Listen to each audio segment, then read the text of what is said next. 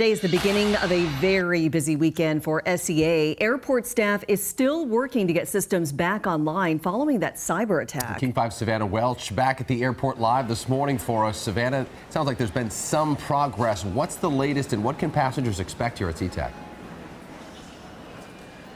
Well, Jake, there is some good news. So SEA says travelers really won't notice many disruptions aside from the baggage and flight monitors. Those are still down. So that's the main thing really this morning.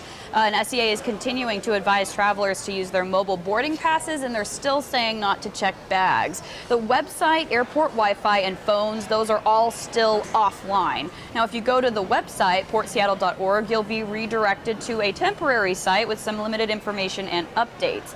SEA tells us flights are not impacted this morning, and they're experiencing a normal level of delays and cancellations today. That's really good news, though, because SEA is expecting a large number of travelers this weekend coming after a busy summer season.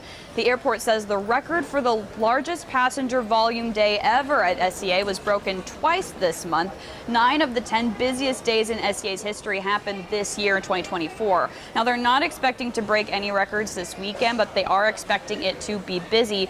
SEA says amid the cyber attack fallout, they'll also have extra staff members at the airport to help guide travelers where they need to go. They'll be wearing green, so if you have any questions, just find someone and they can help you out if you do get lost or have any questions about your flight or any additional just questions in general.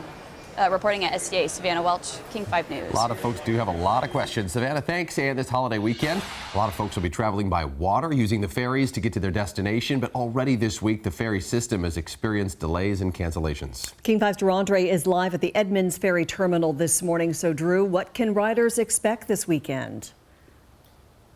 Well, Mimi and Jake, already every day this week we have seen cancellations and delays. For example, yesterday there were at least 10 cancellations total.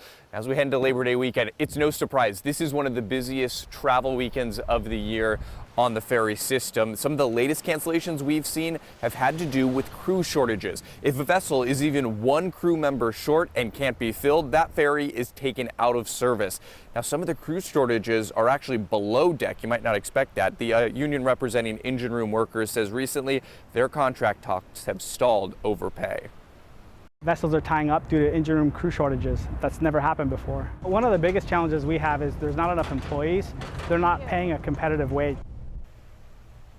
Also worth noting, the fast ferry service between Kingston and downtown Seattle is canceled until further notice. Kitsap Transit says the cancellation is due to a mechanical failure with one of its vessels. So Washington State Ferries predicts 300,000 travelers between today and Monday.